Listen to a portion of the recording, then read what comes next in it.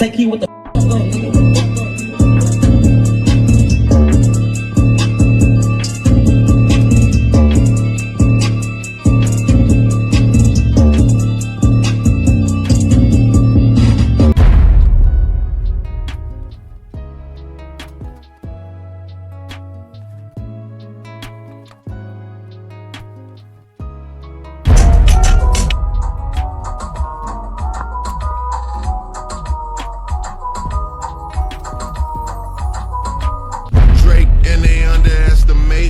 Take it from a vet, that's a rookie-ass mistake. Cutthroat, I'm not the same, man, and I could let you check the tag. Now I'm rocking name. That's standing for me, like I went blind, dog, you gotta hand it to me.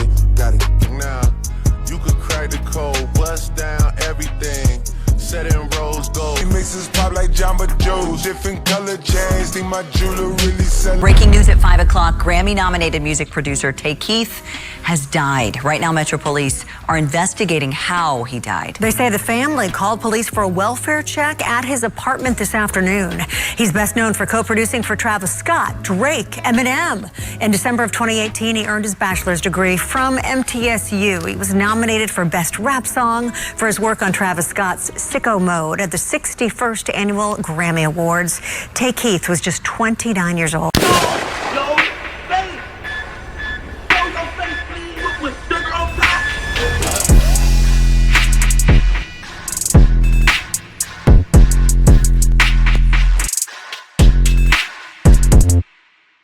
Now, it's a very unfortunate situation, y'all, as we will recently find out that young producer, or should I say super producer out of Memphis, have recently passed away due to unclear circumstances. Now, off rip, I know y'all gonna say, Hookah, come on, every death isn't a conspiracy. Some people just pass away, you need to cut it out. Whatever else y'all be saying. And y'all right? But for every person that says everything isn't a conspiracy, I always tell them that everything isn't what they tell you it is neither. It's called duality, where two things may exist at the same time. Hold up, y'all. There's no way you're watching this video for free right now, where you could be getting paid literally just for playing games while this video play in the background at the same time. Only difference is the increase in your bank account. Now, I'm not saying you'll get rich, but I am saying that you could easily make something while doing nothing except for sitting on the couch playing games if you download the app Free Cash. Tap or click the link I pinned in the comment section or scan the QR code that I put right here on the screen. Also, if you use my link right now, they give you a little something to start off with just for signing up. So if you want a little Uber Eats or something to snack on and don't feel like dipping into your own wallet, play a few games so you don't have to spend your own ends. Now let's get back to the video. With that being said, a few hours ago, the news would break out about young Memphis producer Tay Keith passing away, and of course, everyone wanted to know what happened. But according to articles and law enforcement, as of right now, an investigation is being held because they don't know what his cause of death actually is as of yet. And as soon as they find out, they will let us know. Now, if y'all know anything about this producer, Tay Keith, he got his start in the music industry back in 2015. And get this, the same week he graduated high school is the same week he would co-produce the same hit that changed his life forever, which is Look Alive by Blockboy JB, featuring Canadian rapper Drake. There was a time you couldn't turn on the radio without hearing Tay Keith's producer tag, as he done produced for everybody including Black Youngsta, Cardi B, Blockboy JB, Travis Scott, Moneybagg Yo, Sexy Red, DJ Khaled, Lil Nas X, Eminem, Beyonce, Drake, Lil Baby, Lil Durk, Miley Cyrus, Young Thug, Doughboy, Polo G, Key Glock, 21 Savage, and even Jennifer Lopez. And there's a whole bunch more that we're forgetting to name. But here's a long list of songs here that Tay Keith had produced, and I want y'all to keep in mind while watching this that this man wasn't even 30 years old yet and had hit records in his discography involving big names such as Beyonce, Eminem, and Drake. Now, if you ask me, once you got songs with artists like Beyonce and Drake as a producer, you're basically set for life. Not to mention he had producer credits on multiple Drake records where it's over 10 songs. With Drake being one of the biggest artists of our time right now, if not the biggest, Tay Keith didn't need to produce another beat in life. We also forgot to mention he has producer credits on Beyonce's song Before I Let Go, which became Beyonce's milestone 60th hit because it was her 60th song to appear on Billboard 100, as it peaked at number 75 on the Hot 100s list. It also became Beyonce's 30th top 10 record on R&B and hip-hop airplay charts. It's said that Tay Keith's catalog involves him in over 200 plus songs, and he's also been credited as a songwriter involved in over 270 songs. Once again, for a man that didn't even reach the age of 30, his track record was pretty extensive, and he was still going. As a young Grammy-nominated producer, he also made a power move by bringing the second black-owned hip-hop studio to Nashville, Tennessee, where he has music camps attended monthly that merge hip-hop and country music, as he's put the innovative effort to mix the two in, which is one of the reasons he chose Nashville as the headquarters for his studio.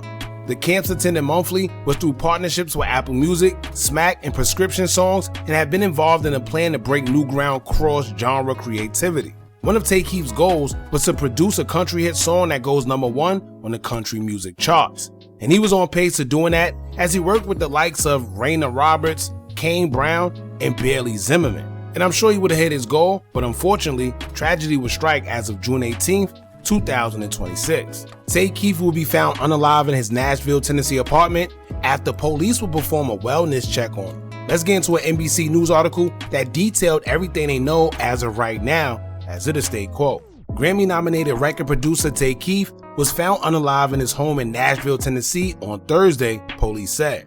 Police performing a welfare check found the prolific hitmaker, whose real name is Bratavius Chambers, unresponsive in his Martin Street apartment in Nashville on Thursday afternoon, the Metropolitan Nashville Police Department said. No foul play is suspected, police said. He was 29. The cause of Keith's death is pending autopsy results. Keith hailed from Tennessee and worked with music biggest stars including Beyonce and Drake. Now, as y'all can see, it's very short and straight to the point.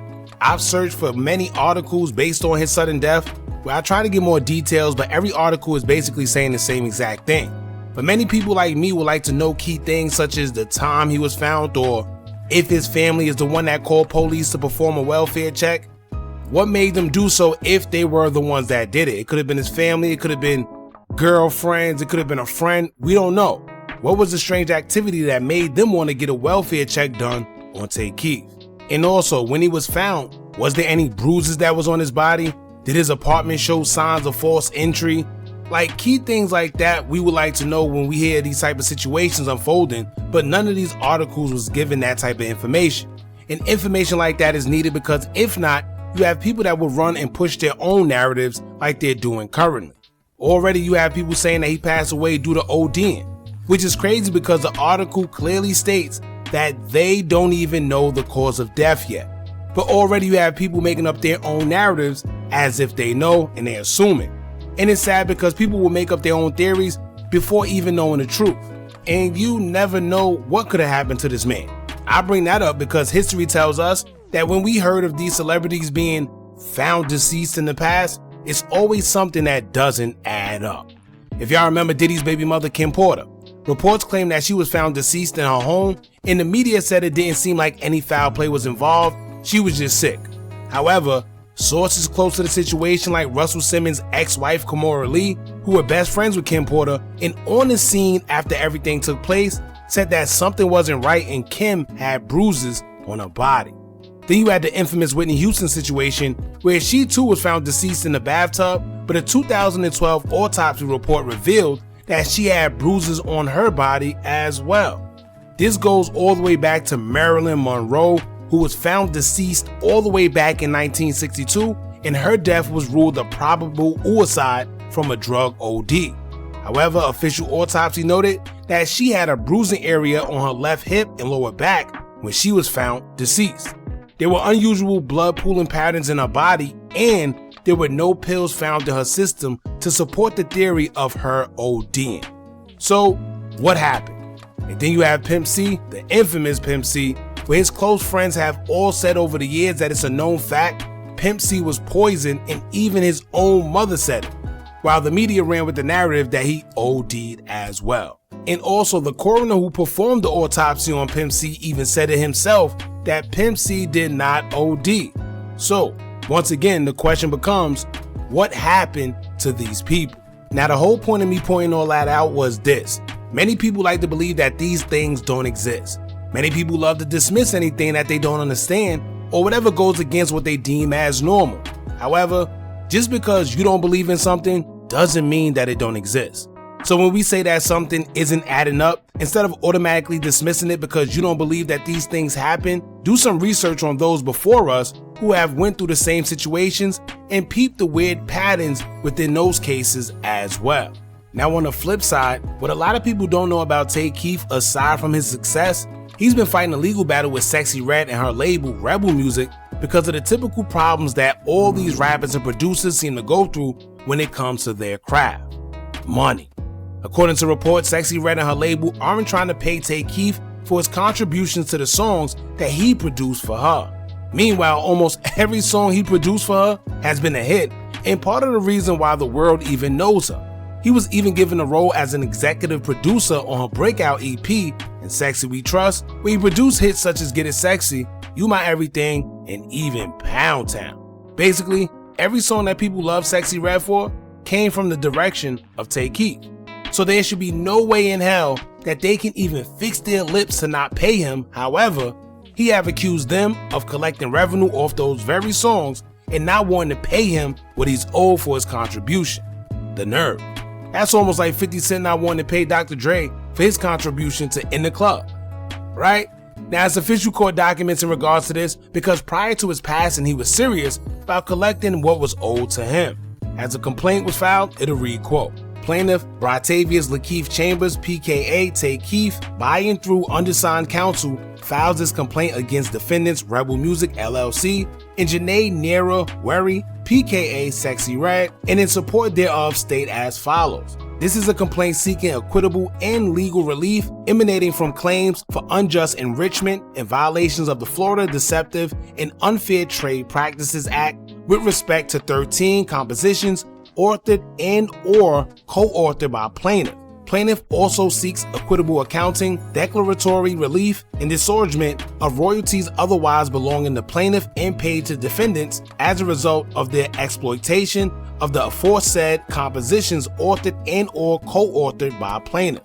Defendant Werry is a recording artist who commercially released and publicly exploited musical compositions produced by plaintiff. Defendant Rebel is a music label and business entity that distributes, markets, monetizes, and otherwise exploits recordings and compositions performed by Werry, including the works produced by plaintiff. On or about March of 2024 and continuing thereafter, plaintiff created and produced 13 musical compositions performed by Werry and commercially released and exploited by defendants, collectively the works. The works include, without limitation, the following compositions on which plaintiff received production credit. 1. Boss Me Up. 2. You My Everything. 3. Get It Sexy. 4. Fake Jammin'. 5. Sexy Love Money. 6. TTG. 7. Awesome Jawsome. 8. It's My Birthday. 9. Pound Town. 10. Ski Yee. 11. Bow Bow Bow. 12. I Don't Wanna Be Saved. 13. Pound Town 2. Remix version credited to Tay Keith due to his original beat contribution. The works were delivered to, accepted by, and commercially released by defendants. The works have been widely distributed and exploited by defendants across streaming platforms, digital downloads, social media, live performances, radio play, synchronization, licensing, and other revenue generating channels. So as y'all can see, it's safe to say this man literally produced a whole body of work that he didn't get paid for, and most of those songs that we just named, everybody knows Sexy Red, especially for those songs. Now here's the thing about all this. This isn't the first time someone has passed away while trying to get what they were properly owed. But what this situation does put a microscope on is this music industry's inability to properly compensate individuals for their work where it shouldn't have even gotten this far.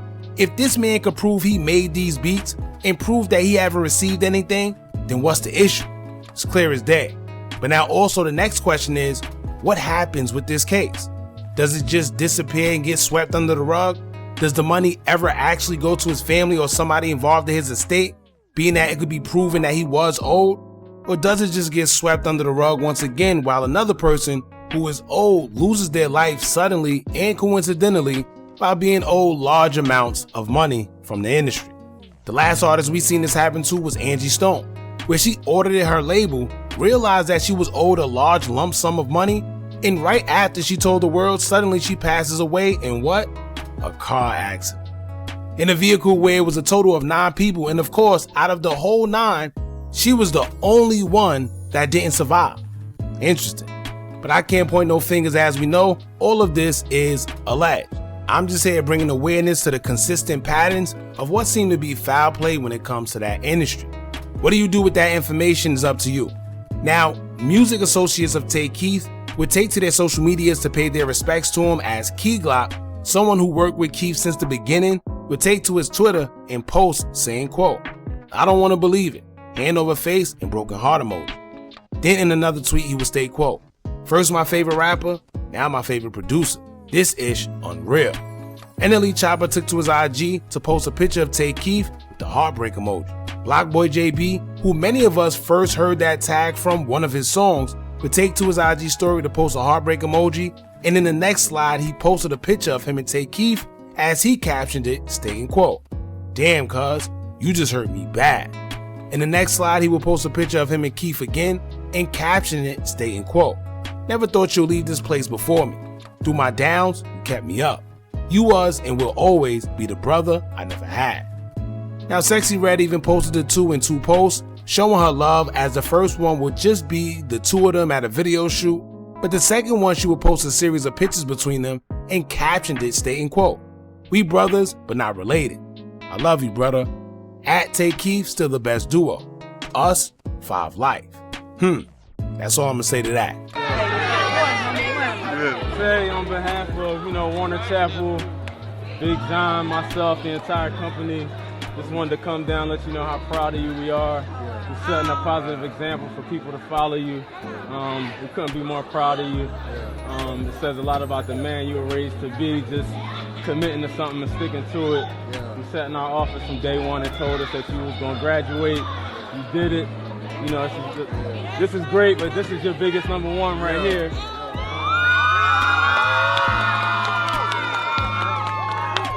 But on another note, y'all let me know what y'all think about this. Rest in peace, Tay Keith, and my condolences go to his family, and hopefully his family and estate get whatever's rightfully owed to him. And as more concerning this situation come out, I'll keep you guys updated.